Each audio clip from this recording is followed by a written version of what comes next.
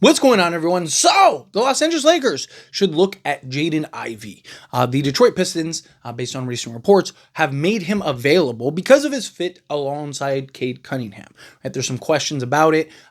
Cade just started to hit his stride. Jaden Ivey kind of been injured. I don't really think that they've had a fair opportunity to see how either work. Now, to be fair, Jaden Ivey, he is best with the ball in his hands, kind of operating as that kind of combo guard, right? A guy that can slot in either guard position, be an aggressive offensive scorer, but also make plays and take what the defense gives him. But to me, I look at him as a 23-year-old who won't be 24 till February, 6'5", versatile combo guard that has youth, athleticism, scoring ability, shooting ability, defense, you name it, that could be somebody that you could grow and develop alongside Luka Doncic, right? Even momentarily in a backup role behind Luka Doncic. Really like the idea of Jaden Ivey if the Lakers would be able to pull it off. Obviously, it boils down to what does Detroit want? Now, supposedly they want kind of back court depth. Like they want guard play, more point of attack, something like that. He's making $10.1 million, and then he's going to be a restricted free agent. Right? That's also probably another reason why Detroit wants to move off of him, because they'd have to pay him. Right? They're gonna have to pay him. So to me, could you maybe do something to where you're pulling off some type of trade in order to acquire him? Would they be interested in like maybe a Gabe Vincent and you're throwing in a first or something? Because like Jaden Ivey, I'd be more than happy to give up a first for, right? Like the problem is like, what is Jaden Ivey's value? Right? Like that's the key, because when he does play, he's very good. He's a very good basketball player, but there's still question marks. And his health. He played 30 games last year. He's coming off of a significant injury, but he was still a 17.6 point a game. It's basically almost 18-4-4. Right? In 30 minutes of action. He's a career 16-4-4 guy. So he's a guy already out the gate, his rookie season, he was 16 points, 4 rebounds, 5 assists. Right? So he's a guy that can go and give you quality production. He can shoot the 3 ball. Last year, he was 41% on 5.1 attempts. He is a career 35% guy, but he's a guy that is probably best as that aggressive kind of, downhill attacking guard. Guy that gives you some athleticism, a guy that, but again, can play some defense, right? Defend multiple positions. He's got the size, the athleticism, the strength. Not a guy that's defending, heavy 3s and 4s, but kind of more like he's a guy that defend 1 and 2, and then if he got switched on a 3, easily could slot in and kind of cover for the Lakers, right? Also, you look at his defense rating last year was a 115.4. And again, this was in 30 minutes of action. What does he look like with the Lakers? I would love to go get Jaden Ivey. Right?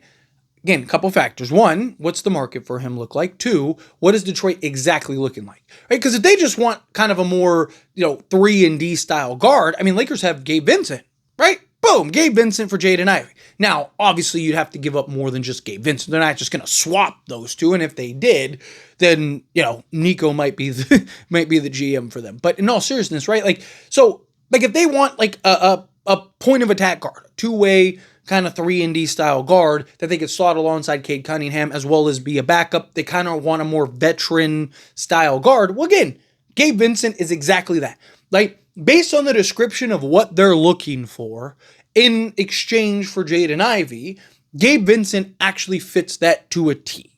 The problem is again, what do they want beyond Gabe Vincent?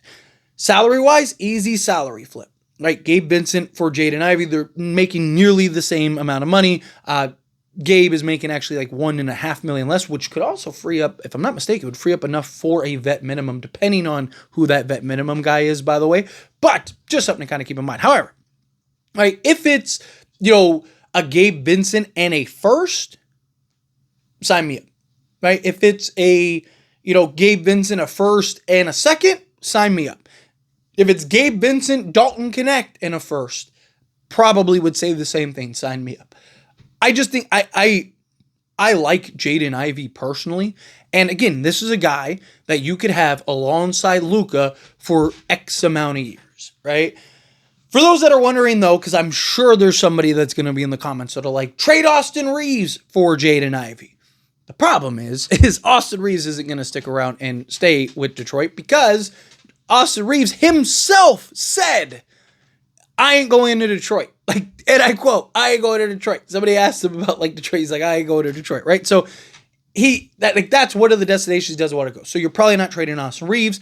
However, I think Jaden Ivey gives you a couple things. One, it gives you, again, upside potential, a guy that was, again, alongside Cade Cunningham and all that stuff, 17-4-4 guy that has plenty of growth, development, upside, athletic, versatile, get downhill, defend, hit shots, basically do everything out there on the basketball court. He's the kind of guy that the Lakers need. Youthful, athleticism, upside potential, can be a guy that saw it alongside Luka. When Luka goes to the bench, kind of take over those guard duties. I'd love to go get Jaden Ivey, right?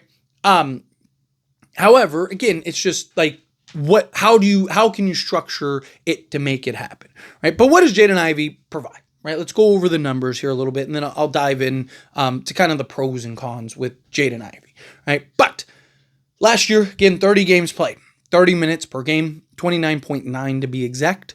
Field goal attempts, 13.8 field goal attempts, shot 46% from the floor, from 3-point range. 5.1 attempts, shot 41% from the floor. 2-point range, 8.6 attempts, shot 49% from 2-point range. EFG of 53.6%. From free throw line, 73.3%, which is actually down from the last 2 years. He was 74.9 and then 74.7 on 3.9 attempts, which is around what he's getting. He's getting about 4 to 5 free throw attempts per game. Rebounding, 4.1 rebounds, 4 assists, a steal, half a block, and 17.6 points. So again, a guy that is very versatile, do multiple things out there on the basketball court, and the kind of guy that the Lakers need. Now, the question becomes, right, what does he want on his next contract? Right, let's say the Lakers go and trade for him. You see the production. Let's say that they can find a happy medium. Let's say it's, Dalton Connect, Gabe Vincent, and a first, and you land Jaden Ivey. Perfect, right? Now you got that 23-year-old upside potential, either guard spot, could be your sixth man off the bench, at least momentarily. I definitely at that point would look to trade Austin Reeves. That's just me. I would look to trade Austin Reeves because now Jaden Ivey is that guy slotting in alongside Luka Doncic, right? He's like 3 years younger.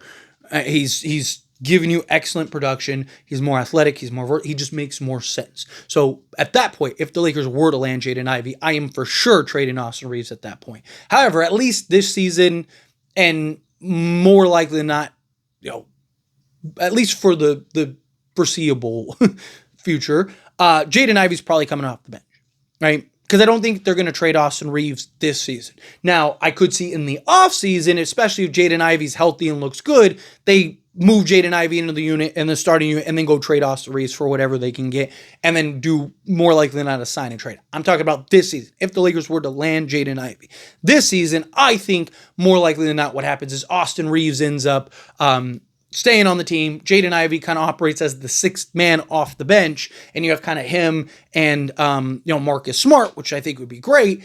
He, I think, could be a 15 to 17 point a game guy off the bench. I think he could solve a lot of your bench issues, a lot of your bench woes.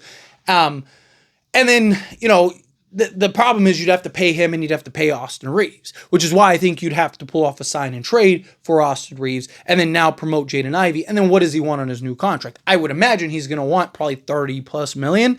But he still could end up being cheaper. Even if you give him what he wants, would still end up being cheaper than potentially Austin Reeves could be. And again, this is somebody that's 23 years old. So by the time you have to pay him again, he would be older than Austin Reeves is right now. So to me, I think you go and get a guy like Jaden Ivey. You slot him in. He's a guy that, again, for the season, you can bring off the bench. He's cheap enough where you could just, like player-wise, you could just trade for. It's just what assets do you have to give up? Again, a guy that gives you plenty of upside potential, a guy that not only helps now, but the future. Again, it's not like you're trading for a guy that's solely a development guy. Yes, he's a guy that still is growing and developing and could be a real asset later on down the road.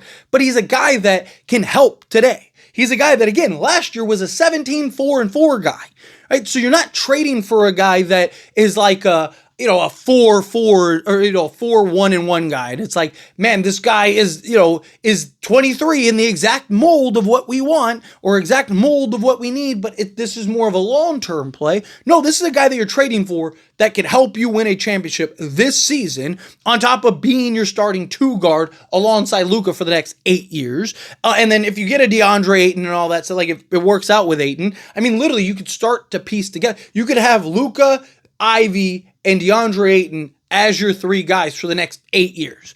Right now you're just getting 2 big, versatile, sizable wings. It could be a Duthero and then go get another guy. I still think Arthur Kaluma could potentially be that guy. Boom, now all of a sudden you're one of the best teams in basketball for the next 8 years. Right? Like, sign me up for that.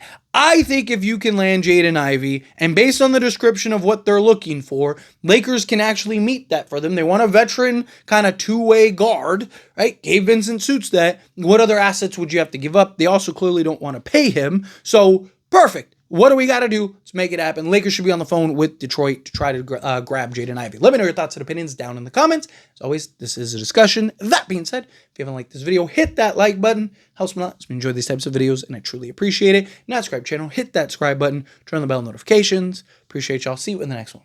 Thank you.